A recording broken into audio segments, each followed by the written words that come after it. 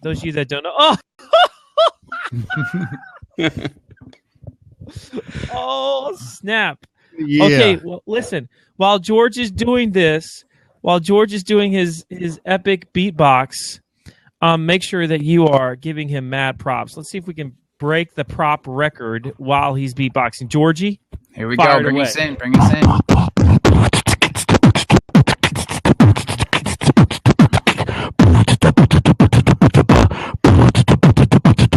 Hot seat, hot seat, hot seat. Wow, that I love was that. awesome. I love that. And with that, we welcome you all out to another episode of the Hot Seat. And my wife is actually watching this show, and I'm watching her give you props, Hanley, which that is the first time she's ever given anyone props on Blab, and she's just going crazy on the screen. In fact, I'm sure it's my daughter logged in as her. Either way, we want to welcome everybody out to the Hot Seat, where we talk about business, marketing, communication, sales, life, and anything that is on our mind. And today we're kind of doing it, or tonight, I should say, we are enhancing it further because Hanley and I have some big plans for the show. And one thing that we're going to do is we're going to make it about 30 to 35 minutes because we want to do the show as a more often. And one thing that you might be noticing is the Hot Seat is already open. Now, here's the deal. We want you to come to the Hot Seat for two main purposes. Number one, if you have a question, you're welcome to put it in the sidebar, or you're welcome to just jump in and ask. Or if you strongly agree or disagree, preferably disagree with something that we have said, just jump in the Hot Seat and just say that you strongly disagree, but have a reason. If you're just doing something goofy and you want us to see it, I promise we'll drop you really, really fast. Mm-hmm. And no matter what, after the first 30, 60, 90 seconds, it's not too long, Hot Seat, we're going to go ahead and drop you out, not because we don't love you, but because that's just the way that we do it. We start every episode with Tap Your Brain. That's when we say the things that are on our mind. Mr. Hanley, what is on your mind tonight?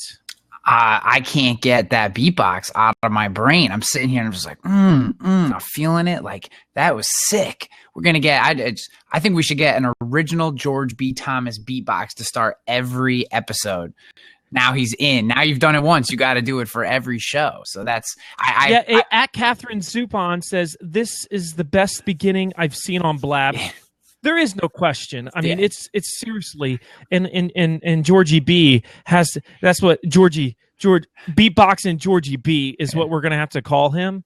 Was incredibly legit. I thought we threw that little hot seat in there too. We got the little hot seat in there in between. Oh, that was sick. Yeah, I'm feeling that. I might have had something else on my brain, but that's the only thing on my brain now.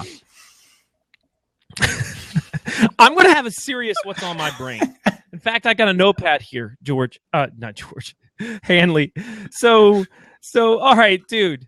I'm going to talk about content marketing because that's kind of one of the subjects. Let's talk about content marketing. I'm just going to talk about content marketing to start off. Usually I start off with something funny.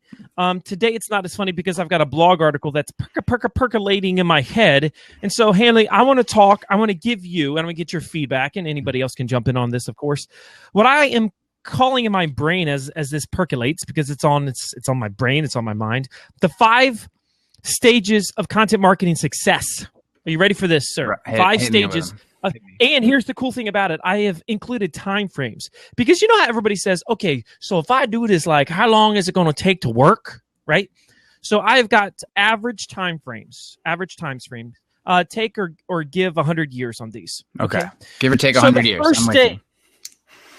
The first stage is that you're actually hitting publish consistently. All right, that's stage 1. All right. In other words, this is a metric of success, and I would call this between 0 and 3 months is when you should start to see 0 to 3 months. Got it. Okay. 0 to 3 months. Okay. Right here. Second stage. Google actually notices that you exist. Okay, Google notices you exist. So what do we mean by they know you exist?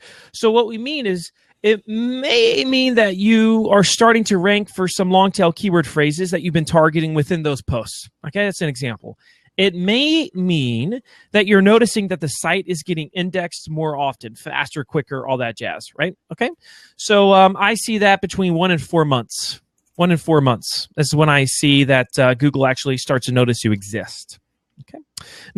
Stage number 3 of is that content 1 to marketing 4 success. months after the 0 to 3 months? So No. This is just after you start, like the first moment of we're gonna do this. Okay. You should start to see that between 1 and 4 months. So in other words, some people are going to immediately start to see that Google loves them. Some people, it might take them a few months to really get it going, especially if it's a brand new site, right? Something like that. Okay. Stage 3. Lead attribution. We finally starting to get us some leads. Stage 3. And more momentum. 3 to 6 months. Okay. We're finally saying, okay, this content thing is getting us leads. 3 to 6 months. Okay. Starting to get momentum. Stage 4. Sales attribution. Well, not only are we starting to get serious momentum by this point, but we can attribute sales there for revenue, right? That's stage 4 of content marketing success in my mind. And I generally would say that's a 4 to 12 months. Okay. So for some seriously like crushing it companies or companies in non-saturated industries in terms of content, maybe 4, right? Right, Hanley? Yeah. Or maybe it's a more saturated industry, a more competitive industry, whatever reason. Maybe it was a brand new site, just took a while, 12 months. Okay, in stage 5, and then I'm going to get your feedback on this. And anybody that wants to jump into the hot seat and say why they agree or disagree is welcome to do it. That the snowball has now crested the hill and it's rolling on the other side and growing. And for the most part, it's doing it on its own, right? So an example of that, Hanley, would be river pools. That we are growing. Last year we topped out at 320,000 visitors a month. This year, 500,000 visitors a month. We didn't add very much content between last year and this year. It's the snowball rolling down the hill.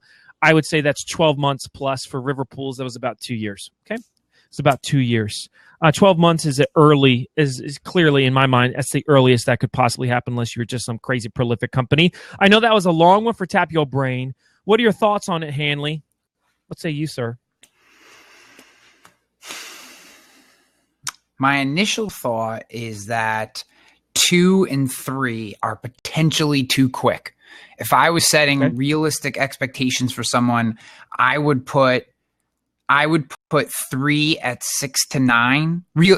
Obviously, if it comes before and you're doing really well and you're dialed in, you pick up the concepts. 3 being lead attribution and more momentum. Yeah, lead attribution and more momentum. If I were, in my mind, realistic expectations for that should be 6 to 9. If it hits in 3, then you're just dialed in, you figured it out. But I think it takes 6 solid months of work.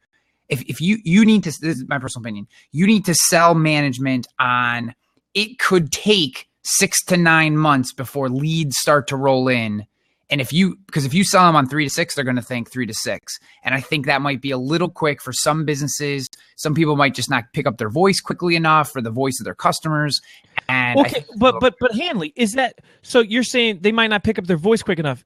So this is based on if they're actually following the program the right way. Okay.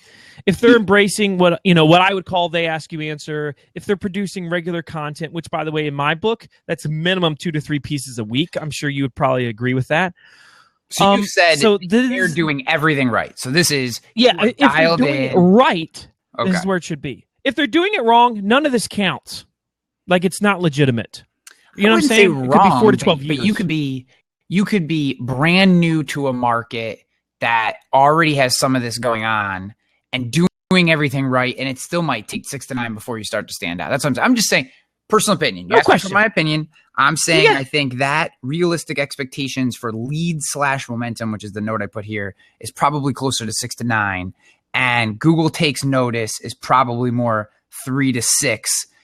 Although if you are answering questions and those questions haven't previously been answered in your industry, then I think 1 to 4 is 100% accurate. So it really depends on the saturation. Age of site is a huge play on that, and how well known if your site gets a lot of existing traffic and you start content marketing even though you haven't been doing it, you're likely to start to see some SEO victories, some maybe some social victories like right out the gate.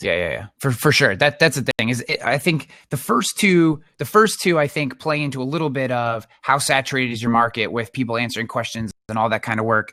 Yeah. The first one, and 4 and 5, I think are pretty much right on the button. That was my takeaway.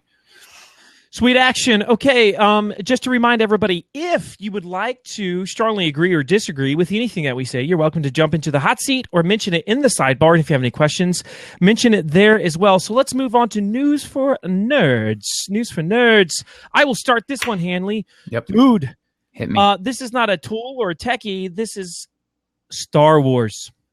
Have you seen the trailer, Hanley? The Star Wars trailer was released This yesterday. was my DDYST, you son of a gun. This is my DDYST. Yes, I saw the trailer. Yay! And I also stole your DDYST. So let's talk about it then. Yeah. I'm stealing your thunder. That's fine. I'm used to doing that. It's okay. Yeah. So when it comes to the Star Wars, have you seen, this is what I wanted to mention to a few people. There was, I'm going to go ahead and put the link here in the sidebar. It's, and I don't know if this was intentional, like if they planned this out, but they've got this slick methodology of using social media to share how the cast has been watching was watching the trailer for the first time. So the actual cast members. So I just put in the sidebar. If you get a chance, look at that. That's really cool to see their reaction, and it looks real. I mean, it doesn't look like they're faking it. It looks like, wow, this is the first time I'm seeing my movie that I'm watching. Yeah. Love the social integration, the realness of it.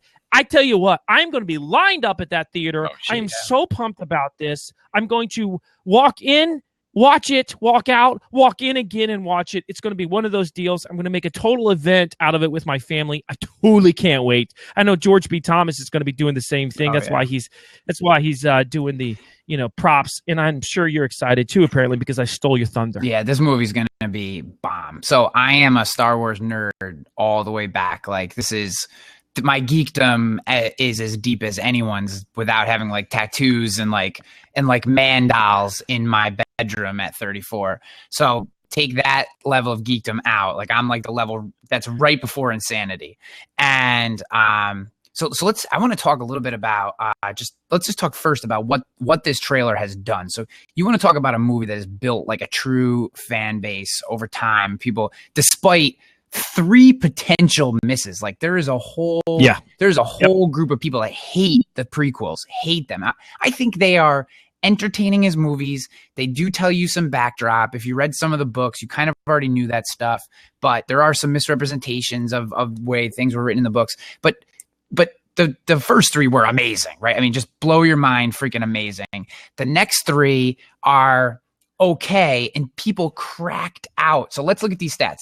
So so this set the all-time pre-sale record by $6.5 million, which means that the pre-sales were $7.5 million in pre-sales. This is like the first 24 hours that this was even available, and they're only in a limited number of tickets. And that would be called a solid launch, right there. So in 2012, Dark Knight Rises and the Avengers both hit just over 1 million. In 2013, Hunger Games hit just over 1 million in pre-sales.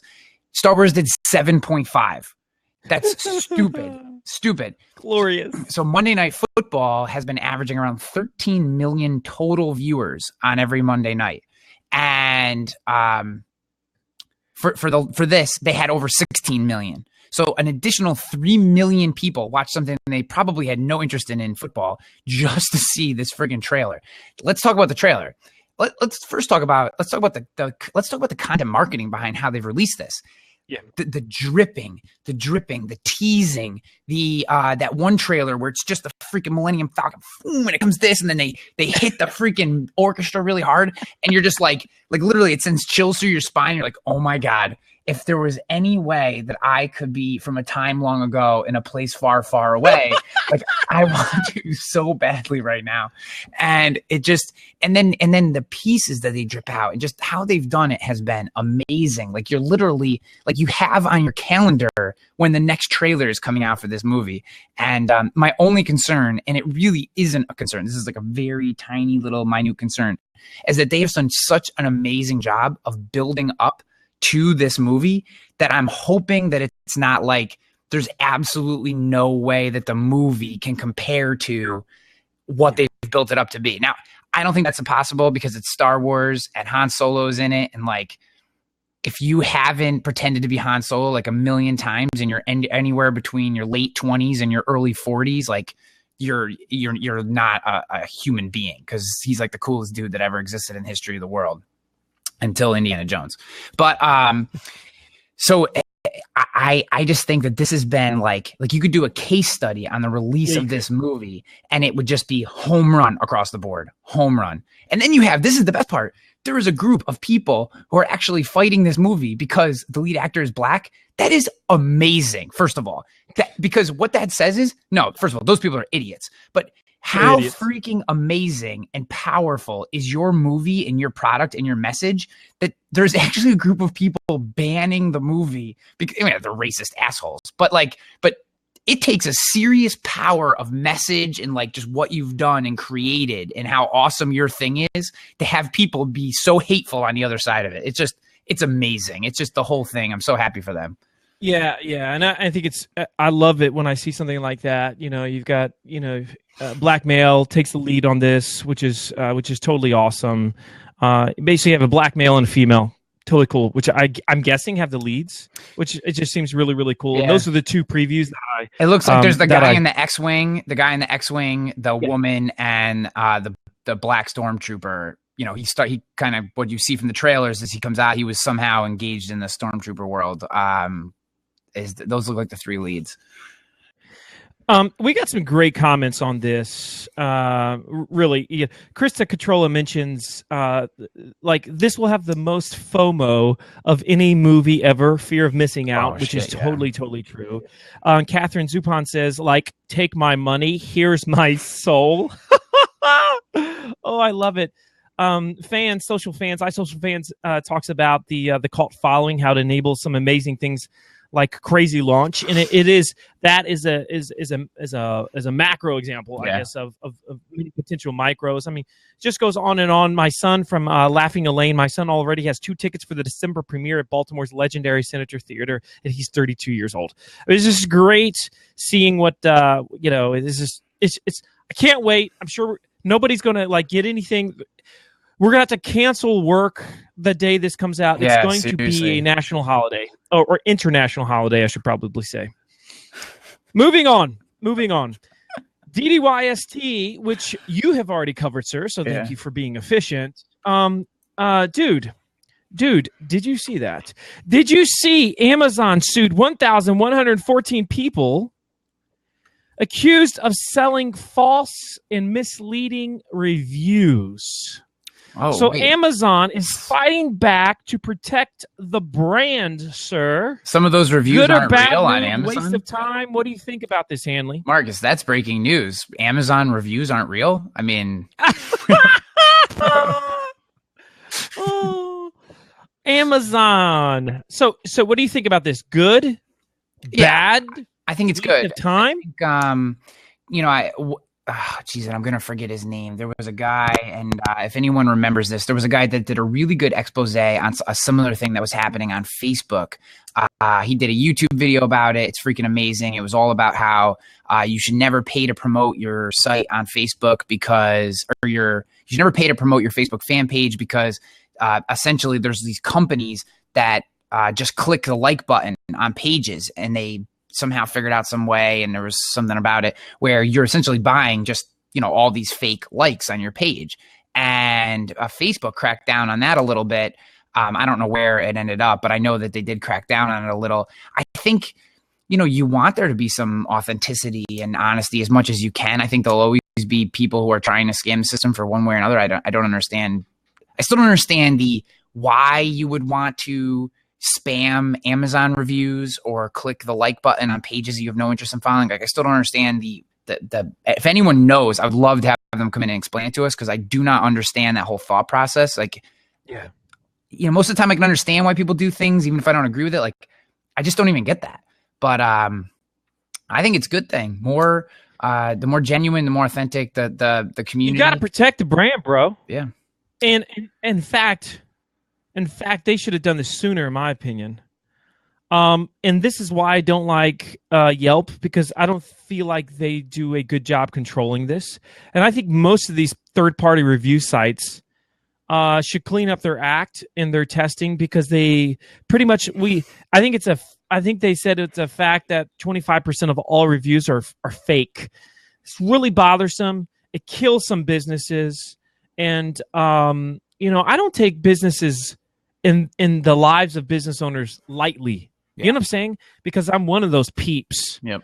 And luckily, we've been able to stay out of that. We're not in an industry where it's prolific on something like a Yelp. Yeah. But it's really, really sad, man, because there's a lot of it out there. What there's are a lot your of thoughts on false Yelp? stuff going on.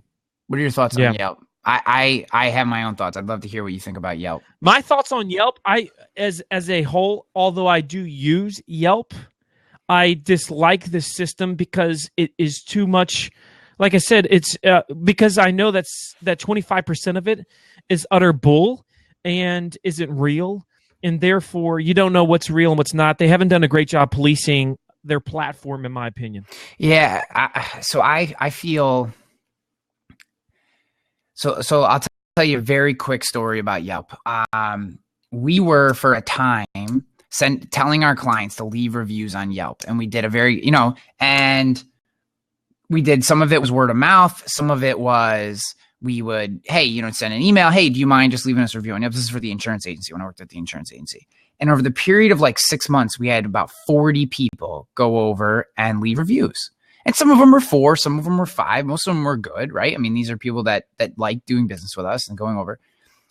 5 of them made it through out of 40. 5. Oh, that's interesting. And then, so now I had 8, right? So there were 3 that were there before we kind of started this process, and 5 of them. Now there's 8. And I'm saying, okay, there was 1 2-star where we had messed up and one of our customer service people didn't call someone back and blah, blah, blah. And, it was a legitimate gripe, right? I mean, he called and asked, and one of our people just slipped through the cracks, and it actually was a good learning process for us. But then there was 2 4-stars, a 2-star, and then these 5 5-stars. And I was like, okay, that's fine. It's a good mix, healthy, good thoughts. And then all of a sudden, the 5 5-stars go away, and I'm left with 3, 2 4-stars and a 2-star. So our rating is like 3.7. And I emailed Yelp, and I was like, this is bullshit, because one of the 4-stars was talking about an agency in California. So I was like, it was just such a mess. And they're like, yeah, we don't care. That was essentially the response I got. Was, we don't care. We our algorithm picked up activity that seems fraudulent, which is crazy because these are all legit people. And I mean, I literally knew them, like client. And it just, I hate Yelp. I think Yelp is the biggest joke. I think that anyone who's listening that works for Yelp should slap themselves in the face, because you could be an amazing product and your whole process is terrible. It's terrible. Yeah, hashtag Yelp, you stank. Yeah. Go to TripAdvisor. Yelp is terrible. Sorry. And with that, my friends, you have heard the official word on Yelp. And we've actually got a pretty good, pretty bunch of comments in the sidebar on this one, Hanley. But the one that I want to read is from at Krista Catrola. She says, and this is a quote, a famous quote, "Trust me, Wilbur, people are very gullible. They'll believe anything they see in print." And of course, that was E.B. White, Charlotte's Web. Very, very true. Very, very true. And somebody earlier said that they would give us a positive review of this blab if we gave them $5. I thought that was very funny as well.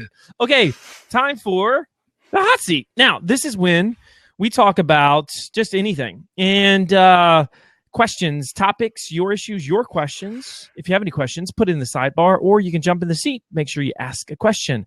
I want to talk about something, and this is going to be controversial, Hanley. So I'm going to push the envelope, because we're going to be talking about somebody that is like a lot of people's hero. Dude, I'm struggling to take you serious with that hat on, by the way. By the way, dude, this hat is my son's Little League hat. I know. I was helping coach him tonight. Can you like flip it up or something? Like it's like shading your eyes. Like I feel like you're. Hey, look, man. Just because I look cooler than you do with your fresh cut doesn't mean that you have to hate. You see, you brought out the hate, and now all of a sudden I'm leading you by a landslide. Okay, so That's true. That's true. I did go negative. I went negative, and I got paid for it. I went negative. Brian I went Fans paid was for it. watching this, and of course, he is the hat when it comes to live streaming. So you better ask somebody, fool. All right. Is the N for Northern Neck? No, Northumberland, which is a county. Just so you know, that's a county in America. All right. So I want to talk about Seth Godin. And I actually have something that bothered me that Mr. Seth said. I am curious to hear what the audience thinks. And let me preface this with, I love Seth, or as Handy says, Papa Seth. I respect the heck out of him. I've read or listened to pretty much all of his books. I think he's a wonderful guy. He was on Mitch Joel's podcast, which is an amazing podcast. And if you ain't listening to Mitch Joel's podcast, you better ask somebody because he's really good. And it's probably the oldest and one of the best out there. Okay? Smartest. In terms of marketing business life. Right? So they were talking about native advertising, ads in general, okay, digital ads and so forth. And so Mitch Joel says to him, now I'm paraphrasing, folks. I'm paraphrasing. But Mitch says to Seth, don't you think people realize that ads are the things that pay for the free content? Okay, so this is what Mitch says to Seth. And then this is what Seth says. Again, I'll have an exact quote here. He says, well, don't you realize that roughly 50% of America doesn't believe in evolution? Now, I heard that. Now, this is not a conversation where we're going to go down a road of do you believe in evolution or not? Okay? Because I don't think it's relevant to the conversation whatsoever. My question is this. In a moment like that, like I was talking, and let me give one more example of this, and then Hanley, I want to hear your thoughts and I want to hear the audience's thoughts on this. Okay, and for me, like I repeat, we all love Seth. Okay. I was talking to somebody Bro. When you get too excited, your microphone is cutting in and out. Just so you know. Yeah, I can hear it acting funny here. Yeah.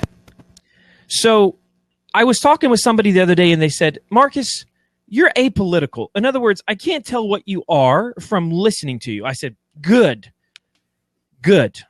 And so the point is, I don't mind saying what I believe without being political. And I think you can do that. I think you don't have to sound political to say the principles of what you believe. But in this case, I felt like Seth essentially said 50% of America is stupid for believing in this idea of evolution. I thought it was out of place. Maybe I heard him wrong. You heard the same quote because you listened to the episode twice. Hanley, what say you? So this is my thought on the topic. Is that what he was saying is that people are stupid. That's what he was saying. Right. He used the example of the evolution thing. Now, we talked about this a little bit just briefly before we came on air. And, you know, I picked up on it too. I thought the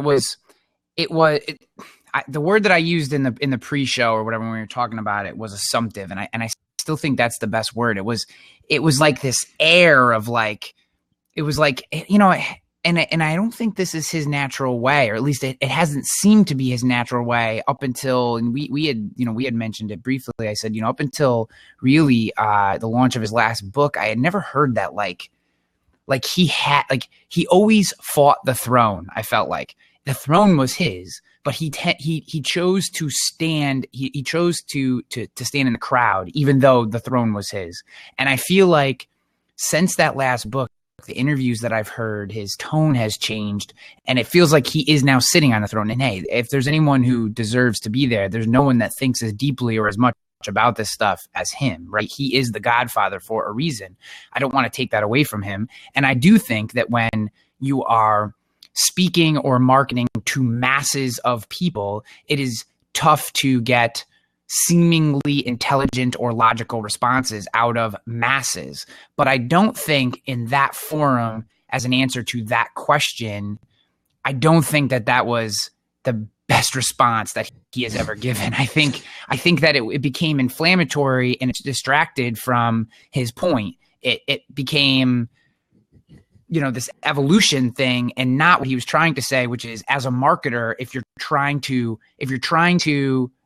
you are assuming as a marketer that your audience is intelligent and is going to come along with you and that you can skip steps, then you're wrong. I think that's what he was trying to say. But instead, the way it came off was like, they're stupid.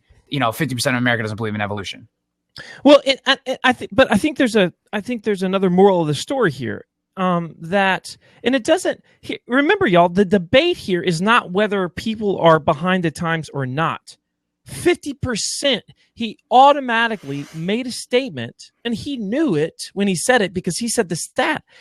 50% of people in that moment would say, was he making a reference that I'm dumb? Yeah. Or silly or ignorant? And my point is, if we don't have to go there, there's another example. Seth isn't, and by the way, I'm going to continue to read Seth's stuff. I have learned in the past that just because somebody says something that may or may not bother me, doesn't mean I'm not going to appreciate the other 99% of their value. Yeah. I think it's, like Wayne Dyer. I like Wayne Dyer. I do. I like listening to his stuff. I think 5% of what he says is wonky. I love 95%. That's what I pay attention to. I let go of the other 5% really fast. Okay? Same thing with Seth in this case. I love Seth. I would tell him to his face exactly what I just said. I don't understand why he did it. Another example of this, and then we'll probably close the show, and anybody that wants to jump in on this topic, if you're like to jump on the hot seat, please do. So this year, HubSpot, for their Inbound conference, brought in Chelsea Clinton as a keynote speaker. Okay. And so this is the conversation that I had with somebody recently at dinner who was a HubSpot partner. Okay. And I said, yeah, a lot of people have made comments to me about the fact that Chelsea Clinton was brought in as a keynote speaker for an inbound marketing event. And she said, well, yeah, her message didn't resonate with me so much, but I hadn't really thought about that. I said, okay. I said, so let's be hypothetical for a second. So let's say they invite George Bush to be the closing keynote next year. And she said, oh, I wouldn't go. So like all of a sudden, in other words, she leans left. Totally fine, right? And it didn't bother her that Chelsea was invited. But immediately when HubSpot did that, there was 50% of their audience that raised an eyebrow and said, what? Now.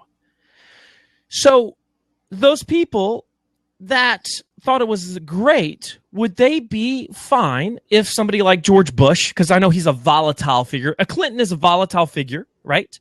A Bush is a volatile figure in our society.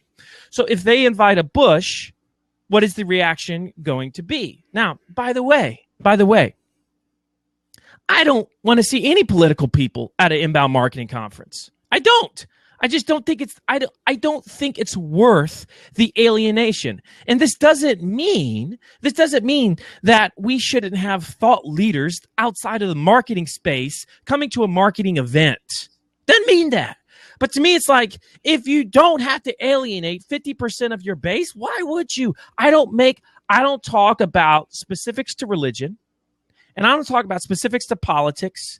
And I've been a face online for 5 years. And I'm not saying this in a braggadocious manner. I'm just saying, Hanley, because we have a choice when we make these statements. Why are you going to walk down that road? I don't personally understand it from a branding perspective. What say you, sir? I'll tell you the thing with Chelsea Clinton, and I wasn't at Inbound because Inbound stopped inviting all the amazing content marketers a long time ago. I I didn't understand it from the straight context standpoint. I mean, the religion piece to me, this is one of the things I was looking at.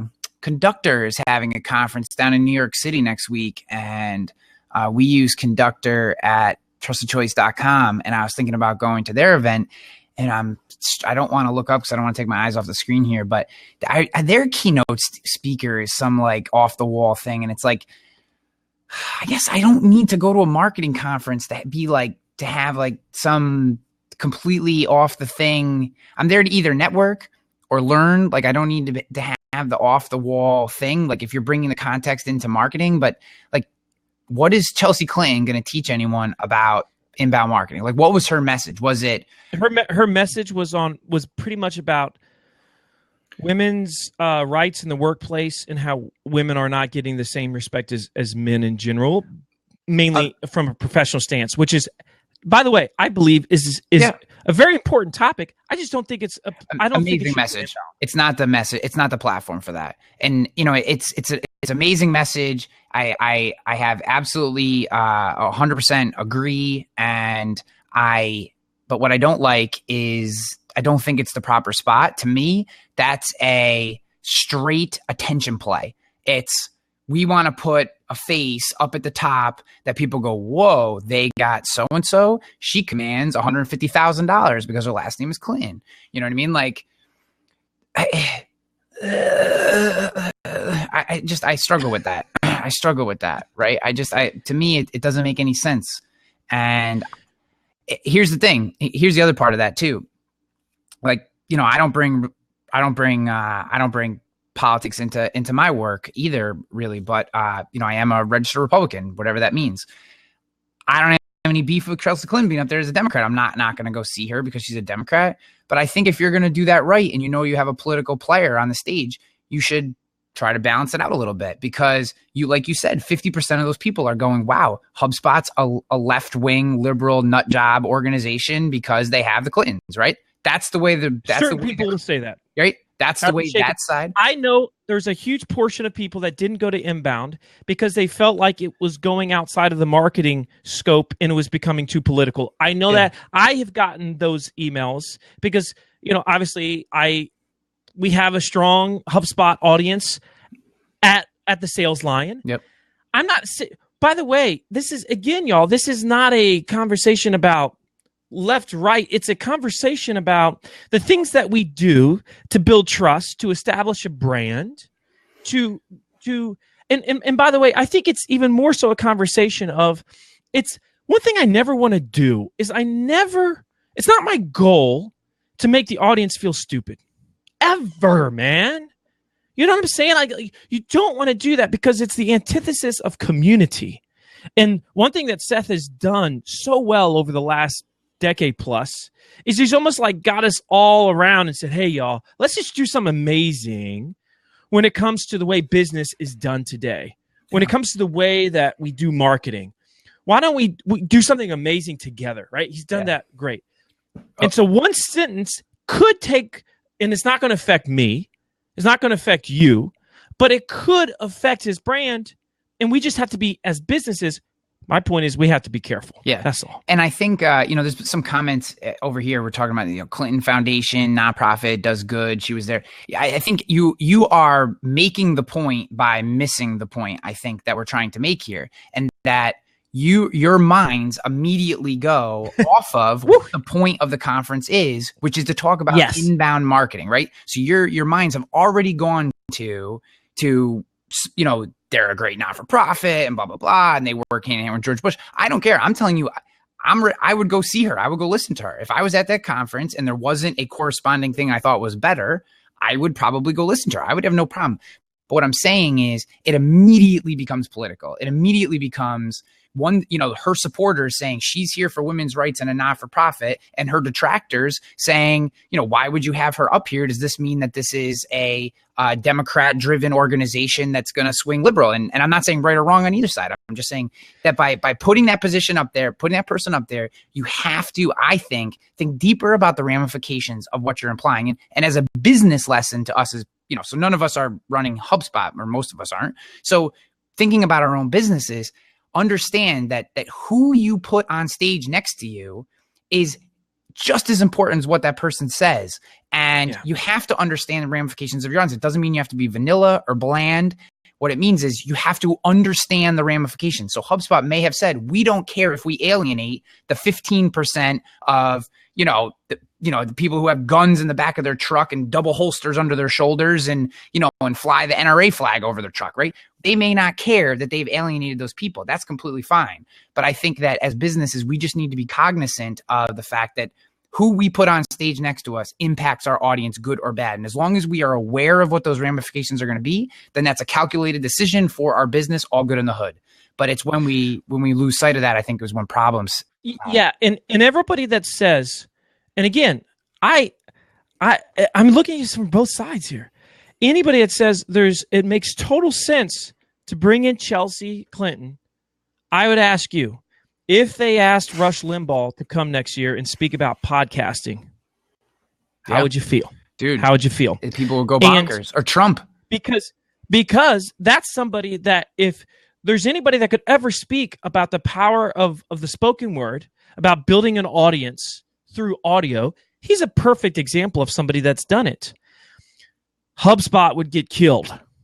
Any organization that's a marketing conference they would just 50% would say this is the dumbest move ever. Yep. I don't think they should bring in Rush Limbaugh. No. I don't think they should bring in Chelsea Clinton because I just want marketing. And somebody here said, well, would you feel the same if it wasn't somebody that was religious or political? And again, they actually had that at Inbound. They had some of those actor folks. I don't even want actors unless they're coming with a very hard, like the slant is digital, inbound, whatever the theme of the conference is, bring them on, stay on point. I am totally down, but that's when I'm down, not because of star power. So here would be something here's a spin on this that I think would actually make sense. Bring in and I forget the guy's name, but the guy that ran the digital marketing campaign for Obama in 2008, right? Transcendent digital marketing campaign, the first presidential candidate to bring in, all these email marketing stuff, running Facebook ads. I mean, they were doing stuff in 2008 Facebook campaigns that had never been done by a presidential candidate before in the marketing and branding and messaging space. That to me is where you could bring someone in and say, yes, this person is obviously political, but the spin is here's how we did it for a political candidate. Okay. That to me makes complete sense. But to bring in Chelsea Clinton to talk about women's rights and her not-for-profit, no matter how amazing the message is, literally just for, and this is, and Fans is crushing it in the comments right here. I wish I could just read them all. I'm going to read you this one. Well, I mean, there's a ton of comments going on here on the sidebar. If you're not watching on Blab, it's really great. You're missing out because it really is a thoughtful conversation. The good thing is this, Hanley, we're able to talk about this without everybody losing their mind, which you just don't see on social. People having the ability to talk about a subject like this without losing their mind. Yeah. I just think, whatever. The comments are just amazing. I'm like trying to not to read the comments because I know this is just for those listening at home. I have to read this comment by Fans because I think it epitomizes what we're saying. He's saying who is on stage depends on the goal of the event. Create buzz and get big sponsors, or transform an industry and give the audience takeaways that change their lives. And I think because Fans has been to a ton of events, you've been to a ton of events, I've been to a ton of events, I'm sure other people in the comments have been to a ton of events. We know that there are events where the sole purpose is the event organizers, right? The event is a machine for the organizers, and there are events where the sole purpose is making the audience members, the attendees, more empowered when they leave in whatever way, shape, or form they came to be so. And I think we have to be very choosy as people who visit events. I mean, as speakers, you have to be choosy too. But Hanley, remember too, let's not forget, just because we're putting more butts in seats doesn't mean that the brand is benefiting from that particular speaker or attendee, right? Yeah. It doesn't mean that. Yeah. So Anyway, I think we got to close this thing up because we said 35. We've gone 50. Yeah. Did you want to close it up now, Hanley? Anything else? Yeah. We can close it up. KDFA, I saw you just jump in, but we're gonna close it up, my friend. Maybe you come back next week, and we'll love to get you on. Yeah, we said 35. We would love to have you. Make sure you come back next week. Yeah. Just so everybody is aware, we're going to try to really push the conversations here without having just, I don't know the right word, but I think tonight was a good conversation. Tonight was a good conversation about a lot of different things. We want to laugh, but we also want to debate. We want to have healthy debate. Hanley and I want to debate. We want your opinions. We want your thoughts. We appreciate them. We are the Hot Seat. This, of course, will be a podcast coming out on iTunes soon, so make sure that you look for it. It'll probably be a few more weeks still. But we're certainly grateful for your participation. And until the next time, my friends, we will see you around the digital hemisphere. Peace. Thanks for all the amazing comments, everyone.